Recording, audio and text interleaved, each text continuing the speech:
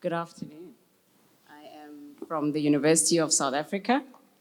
My name is Mathabo Nakene-Mginqi. I'm the Vice Principal ICT CIO at the university. And I'm also the chair of the MoodleMoot Africa Association. And in the association, we've got Open University Tanzania, National Open University of Nigeria, Botswana Open University, Namibia University of Science and Technology, Uganda Management Institute, and the University of KwaZulu-Natal. We've just had a very successful MoodleMoot Africa during the end of September this year, and we will be having the next one in Abuja, Nigeria, in 2025. So if you can join us, that will be great. And if you can refer other African institutions that you work with to join our association, we will be thrilled.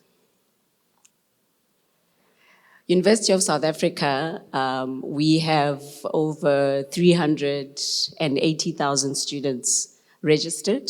We receive 1.5 million plus applications annually. We turned 151 years in 26th June this year. And in the past 3 years, since the beginning of 2022, we have processed almost a couple of million assignments on our Moodle system, over 25 million for sure. We have set over 4.5 million examination sittings for our students. And in the past 3 years, we've improved our system uptime from an annual average of 97.8% to a almost 99% performance average annually. Our Moodle instance, we call it our digital teaching and learning system. We suffered or experienced over 66% of our incidents of performance failure based on the database architecture that we have. So to improve performance, over 3 billion records of Moodle activities are written directly to Logstore instead of our main Moodle database. And the Logstore database is also used to archive previous years of Moodle data, such as courses, assessments, and so on, to keep the main database light, data-wise. Further table partitions and indexing are used for Logstore performance. We made a decision not to migrate from MariaDB to MySQL. Azure doesn't provide MariaDB as a service, while AWS does, and because we're migrating to AWS, we're looking at that. We've stabilized, we understand our system better. It's important now for us to move our database So it's important now to move to database as a service so we can leverage cloud capabilities such as auto-scaling. It is, we have a lot of virtual machines, which is not cost effective for scaling on cloud. In our situation, ideally, we need to be sizing our cluster instances correctly and then add or reduce as and when required. So we will be saving quite a good amount of money to migrate to our AWS database as a service, but we will also be able to incorporate capabilities such as AWS vector database for machine learning and AI, and that will be very important for us specifically when we look at the amount of data that we process on our Moodle instance. It became important for us to review our architecture and to look at how we manage infrastructure because we really reflected on the causes of those incidents, but also the types of assessments that we do. My colleague Stanford has a poster in the coffee area where he talks a little bit more about the types of assessments that we do, how we manage them. And we then reflected, how might we reduce lost teaching hours to students and academics? I mean, in March 2022, we suffered over 100 hours of lost teaching time because we hadn't quite gotten on top of this infrastructure. What we've put together through our experience is an infrastructure capability development and management framework. We put together a taxonomy of what needs to be done, by whom, why, and when. We looked at how we create value for our students and academics. We looked at the capability itself, what we need to do to create it and grow it.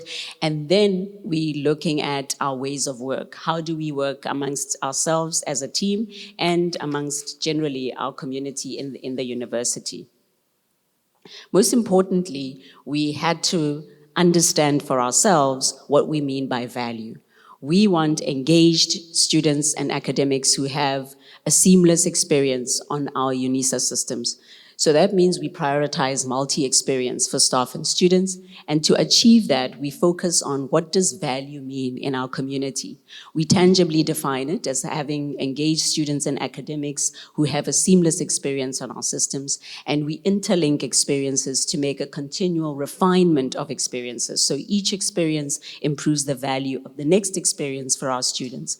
Our intention is to create a frictionless experience across multiple platforms, channels, and technologies for all students and staff, and to have the most intuitive user experience that we can put together. So with that clear understanding amongst ourselves of what is value, we then defined a taxonomy of what it means to manage the infrastructure of the digital teaching and learning system. So we have a description of all our services that we perform on the learning management system. We define what must be automated, what still requires a human intervention. We've clustered all of those descriptions into categories. We assign each service a role in our team, and we qualify. Is this an internal role, in other words, UNISA-based, or is it an external role? Is it one of our service providers? We assign a service level to each service. So if this service is not performed, what is the consequence and who must respond by when? We assign each service a naming reference that is linked to the architecture tier. And so we've focused very much on engaging all our stakeholders. What is this taxonomy? What is measurable value? What does it bring us? Why do we need it? Who is accountable and why? How does it enable us to deliver? And when do we use this taxonomy to realize value? By focusing on these activities, we've been able to really optimize on the taxonomy. So we've looked at our business processes. We have level 4 processes, and we need to infuse them with our taxonomy, and this is part of our continuous improvement. We're very intent on focusing our roles to merge responsibilities into performance management and contract performance discussions with our service providers. We also started looking at how we can create performance indicators and to measure staff members' performance so we are able to hold each other accountable. And we are very clear what it means to uphold all the infrastructure management areas, resulting in a seamless experience for students and academics. To hold staff accountable, it is our leadership responsibility to develop this capability management for our Moodle instance. The capability development itself, what we've started doing is really intentionally taking our teams on very specific courses. There's one that we just called Cloud Fundamentals 101. Everyone in our ICT portfolio has to attend it. So we all have a different mindset of what it means to manage our services on cloud. So using the taxonomy, we've got the categories of tasks to manage and support applications and infrastructure. It has empowered us to identify what training we need, fundamentally, who needs certifications, how do we do on-the-job training, what is practical doing training on the application. And so we are grappling with that to help our teams improve. Just by doing this, we've realized year on year a 35% savings on our cloud consumption. So this gives us a narrative that we can shape and live collectively to create tacit and explicit knowledge over time within our team. What we've had to do is really focus on communication. Inter-team, amongst ourselves as a team, what are we learning? Intra-team, between us and other teams in the university, how do we consistently communicate? With our students, How do we proactively tell them what is going on with the system? What does it mean for them? Where can they get help? When will it be available again? And using multiple channels across our communication platforms. And this has created equity for us. I've lost my place. 1 second. And I have less than 5 minutes. Just bear with me.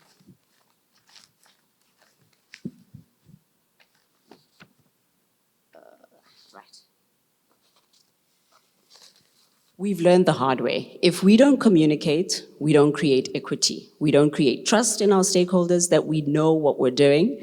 We're on top of the issues. And even if we don't have an answer immediately, but our root cause analysis will tell us what we need to solve, and we've created trust that we can solve that just by being intentional on communication. It has created gold for us from an equity perspective to be consistently communicating. It has given our academics confidence that we're on top of things. Just from the feedback that we get in our forums and other meetings, we can see and feel that tangible difference. And I call it, in one of our 12 local languages, isiZulu, I call it Thula Msindo. It means no more noise from our stakeholders. There is clarity about where we are and where are we going next. So now we are proactive and consistent in how we communicate with students, academics, support staff, and even amongst ourselves as a team. So our next step is, how do we improve our ways of work? So that's the next piece in our puzzle. It's a work in progress. We are building these practices in our standard operating procedures for continuous integration and continuous development. Our starting point is living the guiding principles in changing our team organizational design. We've adopted an operating model. We're introducing some design changes organizationally, and this will go a long way towards embedding these practices. In the meantime, though, I take what I can get with pockets of excellence within the team, and I'm building incrementally on adopting these practices. In conclusion, we've created performance stability. We've improved student sentiment positively on our digital teaching and learning management system that is built from Moodle. We've created equity with our academics, that we know how to manage the digital teaching and learning system. And this is because we have actively lived the infrastructure capability development and management framework by clearly articulating value for our students and academics, anchored in our ICT digitalization strategy of the university. Our value delivery is informed by a clear taxonomy on infrastructure capability in managing the DTLS. We've taken the time to identify training interventions and needs, and we've started with class times, certifications, and on-the-job learning. That investment has given us a 35% savings year-on-year on our cloud consumption expenditure. We are very clear that infusing this into our ways of works is our next step. And I'm very excited about our growth trajectory and how this framework has opened the door for my team and I to step it up and start growing our competitive advantage by now focusing on the features in Moodle for our students and academics that can really, really improve how we do teaching, learning, and research. Thank you.